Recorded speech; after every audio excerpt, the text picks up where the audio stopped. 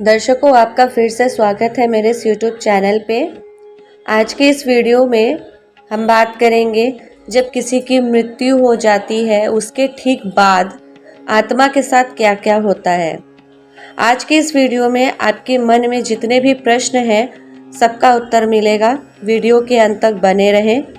आत्मा के रहस्य को हमारे शास्त्र और पुराणों में बहुत ही विस्तार से बताया गया है।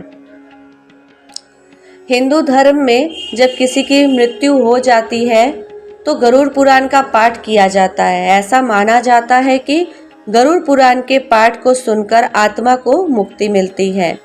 लेकिन क्या आप जानते हैं कि मृत्यु के बाद 13 दिनों तक मृत आत्मा अपने घर में ही भटकती रहती है, जिसके बारे में गरुड़ पुराण में विस्तार से बताया गया है। गरुड़ पुराण में मृत्यु के बाद आत्मा के साथ क्या होता है इसका विस्तार से वर्णन किया गया है।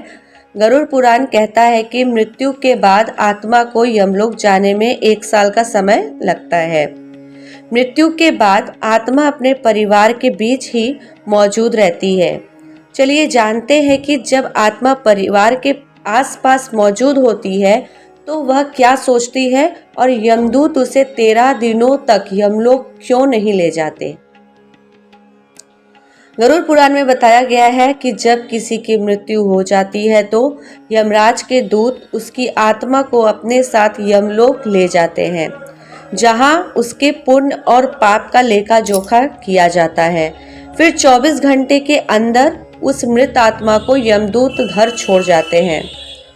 यमदूत के द्वारा वापस छोड़ जाने के बाद मृतक की आत्मा अपने परिजनों के बीच भटकती रहती है। मृत आत्मा अपने परिजनों को पुकारती रहती है, लेकिन उसकी आवाज को कोई नहीं सुनता। यह देख मृतक की आत्मा बेचैन हो जाती है और जोर जोर से चिल्लाने लगती है। तब भी मृत आत्मा की आवाज को कोई नहीं सुनता।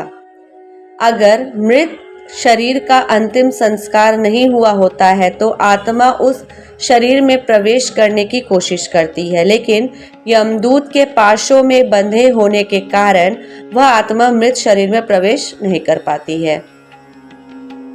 गरुड़ पुराण के अनुसार किसी अपनों की मृत्यु हो जाने पर जब उसके परिजन रोते बिलखते हैं तो यह देख मृत आत्मा दुखी हो जाती है। परिजनों को रोता हुआ देख मृत आत्मा भी रोने लगती है, परंतु वह कुछ नहीं कर पाती। फिर अपने जीवन काल में किए हुए कर्मों को याद कर दुखी हो जाती है। गरुड़ पुराण कहता है कि जब यमदूत मृत आत्मा को परिजनों के बीच छोड़ जाते हैं तो उस आत्मा में इतना बल नहीं रहता कि वह यमलोक की यात्रा तय कर सके। गरुड़ पुराण के मुताबिक मृत्यु के बाद जो 10 दिनों तक पिंडदान किया जाता है उससे मृत आत्मा के विभिन्न अंगों की रचना होती है। फिर 11वें और 12वें दिन जो पिंडदान किया जाता है उससे मृत आत्मा रूपी शरीर के मांस और त्वचा का निर्माण होता है। फिर 13वीं के दिन जो मृत आत्मा के नाम से पिंडदान किया जाता है उससे ही वो यमलोक की यात्रा तक का मार्ग तय करती है।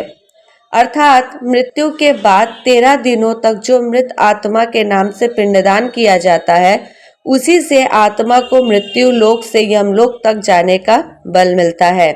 इसलिए मृत आत्मा मृत्यु के बाद भी 13 दिनों तक अपने परिजनों के बीच भटकती रहती है। मृत आत्मा को पृथ्वी लोक से यमलोक तक जाने में 1 साल का समय लगता है। गरुड़ पुराण कहता है कि 13 दिनों तक किया गया पिंडदान मृत आत्मा के लिए भोजन का काम करता है। इसलिए हिंदू धर्म में किसी की मृत्यु हो जाने के बाद 13वीं मनाई जाती है। अगर वीडियो अच्छी लगी हो तो वीडियो को लाइक और चैनल को सब्सक्राइब ज़रूर करें और शेयर भी करें ताकि ये जानकारी और लोगों के पास भी जाए। धन्यवाद।